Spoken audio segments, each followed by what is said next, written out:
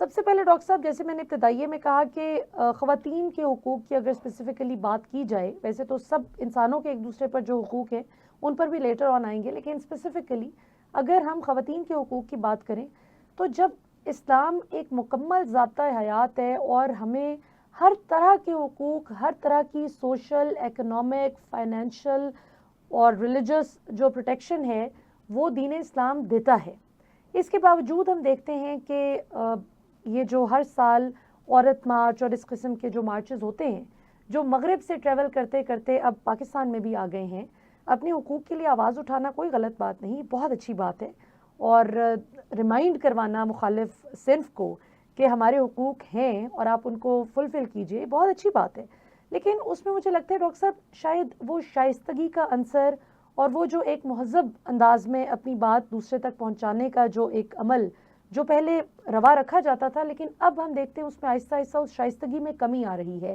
اب کرختگی اس کی جگہ لے رہی ہے، اور وہ مغربی معاشرے کے جہاں امریکہ کا میں اس دن اسٹڈی کر رہی تھی کہ تقریباً 100 یا 105 سال پہلے امریکی خواتین کو پہلی مرتبہ ووٹنگ رائٹس ملے کہ وہ اپنے پولیٹیشنز جن پولیٹیشنز کو بھی وہ اپنے رولرز کے طور پر جن کو منتخب کرنا چاہتی تھیں، ان کو پہلی مرتبہ 1 صدی پہلے اجازت ملی کہ وہ بھی اپنی رائے اس میں شامل کر سکتی ہیں، جبکہ اسلام آن دا کنٹری دیکھا جائے تو حضرت محمد صلی اللہ علیہ وسلم کی پہلی اہلیہ سے لے کر حضرت فاطمہ رضی اللہ تعالیٰ عنہ اور جتنی بھی اسلام میں خواتین ہیں ہماری تاریخ میں، اور آج بھی ایون ہم دیکھتے ہیں کہ بڑا زبردست تعمیری کردار خواتین آج کے معاشرے میں کردار ادا کر رہی ہیں، سو اس میں حقوق جو اسلام مہیا کرتا ہے اور جو کچھ خواتین کی جو انڈرسٹینڈنگ ہے کہ حقوق بالکل نہیں مل رہے انہیں، اور شاید کچھ کو ایسا معاملہ ہو بھی، اس میں کہاں پہ گیپ آ رہا ہے اور ہم اس کو اسلامک پرسپیکٹو سے کیسے دیکھ سکتے ہیں؟ بسم اللہ الرحمن الرحیم۔ ٹاپک آپ کا بہت ہی خوبصورت اور سوشل ٹاپک ہے، اور یہ ہر سال کی کہانی ہے کہ جو ہی عورت مارچ یا فیمنسٹ کی موومنٹ آتی ہے تو ایک دم ذہن میں یہ بات آتی ہے کہ شاید اب اسلام اور فیمنزم کا کوئی کلیش شروع ہو جائے گا، دونوں طرف سے باتیں شروع ہو جاتی ہیں۔ تو سب سے پہلے، کیونکہ آپ کا ٹاپک بڑا کمپریہنسو ہے، اس کو سٹیپ بائی سٹیپ دیکھیں۔ سب سے پہلے ہم یہ دیکھیں کہ اسلام نے عورتوں کو حقوق کتنے دیے اور وہ حقوق کتنے خوبصورت انداز سے دیے۔ دیکھیے، جس طرح آپ نے خود ویسٹ کی بات کی کہ ویسٹ میں عورتوں کو، خواتین کو اپنے رائٹس کے لیے باہر آنا پڑا، انہوں نے کمپینس لانچ کی۔ فرسٹ ویو آتی ہے فیمنزم کی، آپ نے پولیٹیکل رائٹس دے دیے۔ سیکنڈ ویو آتی ہے آپ نے سول رائٹس دے دیے۔ تھرڈ ویو آتی ہے آپ ان کو سوشل رائٹس اور سوشل ان کا سٹیٹس بحال کر دیتے ہیں۔ فورتھ ویو جینڈر ایکوالٹی کی آتی ہے تو آپ ان کو مرد کے برابر رائٹس کی بات شروع کر دیتے ہیں۔ آپ کو کتنی تحریک چلانی پڑی، پروٹیسٹ کرنا پڑا، اور ایک گریجولی چیزیں ملیں۔ آپ پروفٹ صلی اللہ علیہ وسلم کا زمانہ دیکھیے کہ ہم نے کبھی پڑھا کہ عورتیں اپنے حقوق کے لیے باہر آئی ہوں؟ کیا اسلام نے ان کو یہ تمام رائٹس خود ان کے گھروں تک پہنچائے ہیں؟ اور یہ ڈیوائن بانٹیز ہیں، اللہ تعالیٰ نے کہا کہ آپ یہ ڈیزرو کرتی ہیں، آپ کو ان رائٹس کے لیے باہر نہیں نکلنا پڑے گا۔ کیا کبھی ہم نے ہسٹری میں دیکھا کہ پروفٹ صلی اللہ علیہ وسلم باہر نکلے ہوں، خواتین موجود ہوں، آپ نے کہا ہو چلو ان کو وراثت کا حق دے دو؟ اگلے دن کوئی اور بڑا احتجاج ہو گیا اور آپ نے کہہ دیا ان کو ڈاور کا رائٹ دے دو، ان کو مینٹیننس دے دو، ان کو خلا کا رائٹ دے دو؟ یہ رائٹس کے لیے عورتوں نے کوئی کمپین نہیں چلائی، اور یہی ایک ہمیں فرق سمجھنا ہے کہ بیسک ڈفرنس ویسٹرن فلاسفی اور اسلامک فلاسفی میں کیا ہے۔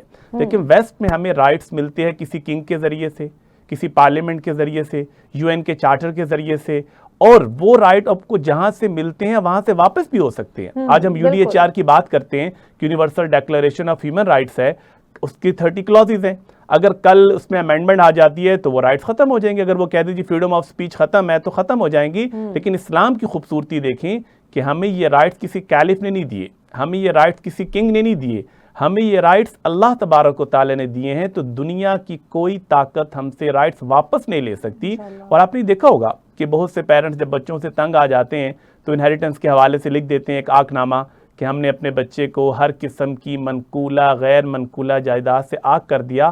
آپ حیران ہوں گے کہ اسلام میں اس کی کوئی اہمیت نہیں۔ اسلام یہ کہتے ہیں کہ یہ رائٹ آپ نے دیا ہی نہیں ہے، یہ تو اللہ نے آپ کو لا آف انہیریٹنس دیا ہے، تو آپ کیسے ختم کر سکتے ہیں؟ سب سے پہلے تو ہم اس اوریجن کو سمجھیں کہ اسلام کی ہیومن رائٹس کی فلسفی اتنی زبردست ہے کہ جو رائٹس آپ کو فنڈامنٹل رائٹس اللہ نے دے دیے ہیں، دنیا کی کوئی طاقت آپ سے رائٹ چھین نہیں سکتی، کیونکہ انہوں نے دیے نہیں ہیں. جس نے دیے نہیں ہیں وہ آپ سے رائٹس واپس نہیں لے سکتا. اب دوسرے نمبر پہ آئیے کہ اس معاشرے میں عورتوں کی حالت ذار ذرا دیکھیے. قرآن نے اس کی ایک پکچر ہمارے سامنے رکھی ہے. سورۃ النحل 14واں سپارہ ہے. ایک پکچر ہے جس سے آپ اس معاشرے کو سمجھ سکتے ہیں. اللہ فرما رہے ہیں کہ وَإِذَا بُشِّرَ أَحَدُهُمْ بِالْأُنْثَىٰ، کسی کو یہ کہا جاتا کہ آپ کے ہاں بیٹی پیدا ہوگی ہے. اب اس کا رسپانس ذرا جو قرآن نے مینشن کیا، ظَلَّ وَجْهُهُ مُسْوَدًّا وَهُوَ كَظِيمٌ، چہرہ سیاہ، غصے میں اپنے آپ کو مارنا پیٹنا شروع کر دیتا، یعنی اپنے کنٹرول میں نہیں رہتا تھا. اور ذہن میں کیا بات چل رہی ہے؟ یَتَوَارَى مِنَ الْقَوْمِ مِنْ سُوءِ مَا بُشِّرَ بِهِ أَيُمْسِكُهُ عَلَىٰ هُونٍ أَمْ يَدُسُّهُ فِي التُّرَابِ. پہلی فرصت میں تو میں اس خبر کو لیک نہ ہونے دوں، کسی کو پتہ نہ چلے کہ میرے گھر میں بیٹی پیدا ہوئی ہے. اور اگلا سٹیپ میں نے کیا کرنا ہے؟ یا تو میں اس کو زندہ اگر رکھوں گا تو پوری زندگی تانے برداشت کروں ذلت کے ساتھ، یا ابھی جا کر اس کو میں زندہ درگور کروں اور سینہ تان کے چلوں. یہ وہ معاشرہ تھا جہاں پہ نبی علیہ السلام آتے ہیں. اب اس معاشرے کے اندر اب پیارے آقا علیہ السلام عورت کو کتنا خود مختار بناتے ہیں. ان کو انفرادی حقوق، ان کو سوشل رائٹس، ان کو اکنامک رائٹس، ان کو پولیٹیکل رائٹس، ان کو ریلیجس رائٹس، اور سب سے بڑھ کر ان کو میٹریمونیل رائٹس. جو آج کی فیمنسٹ موومنٹ میں ہمیں لگتا ہے کہ عورت اتنی بے بس ہے، شاید اگر اس کی ایک دفعہ شادی ہو گئی وہ کبھی واپس نہیں آ سکتی. اسلام 4 طرح سے عورت کو سپریشن کا رائٹ دیتا ہے. دیکھیں ہمیں تو صرف خلا کا رائٹ پتہ ہے. اب پرابلم کہاں پہ آ رہی ہے میم؟ جس طرح آپ نے بڑی اچھی بات کی کہ اسلام بھی رائٹس دے رہا ہے، تو پھر یہ ہمارے لوگوں کو معلوم کیوں نہیں ہے؟ سب سے بڑی بات ہے لیک آف اویئرنیس. ہم اسلام کو ہم نے سمجھا کہ اسلام صرف عبادات تک ہے، اور اس میں ایک بہت بڑا رول ہمارے خطباء کا بھی ہے کہ جمعے کے اندر ہمیں ان مسائل پہ بات کرنی چاہیے جو سوشل ایشوز ہیں. دیکھیں ہر بندے کو جمعے کی نماز کے لیے آنا ہے، 10-15 منٹ فارغ کرنے ہیں. اگر ہم وہی ٹاپکس پہ بات کریں جس پہ ارصد رات سے بات ہو رہی ہے، اس کا فائدہ نہیں ہے. اگر ہم اپنے معاشرے کو اویئرنیس دیں، مردوں نے رائٹس دینے نا، آپ مردوں کی کونسلنگ کریں. تو آپ کا سب سے بڑا مسئلہ یہ ہے کہ ہم لوگوں کے اندر اویئرنیس نہیں ہے. اور ایک بہت بڑا مسئلہ ہمارے ہاں کلچرل ایشو ہے. بالکل. ابھی ہم جب اس پہ تفصیلاً بات کریں گے تو آپ کو اندازہ ہوگا کہ بہت سے ایسے رائٹس ہیں اسلام دینے کے لیے تیار ہے، لیکن ہمارا کلچر اس کے راستے میں رکاوٹ ہے. اب عورت کو رائٹ ٹو ڈاور کیوں نہیں مل رہا؟ کیونکہ کلچر اس کو اس طرح سے فورس نہیں کر رہا. رائٹ ٹو انہیریٹنس کیوں نہیں مل رہا؟ ہمارے نظام کے اندر اتنی خرابیاں ہیں.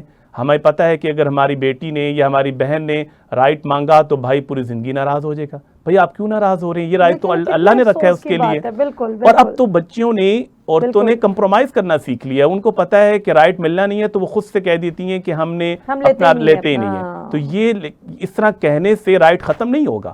ایک ایک چیز کا قیامت کے دن ہمیں حساب دینا پڑے گا. آپ نے کسی کے پیسے اگر لیے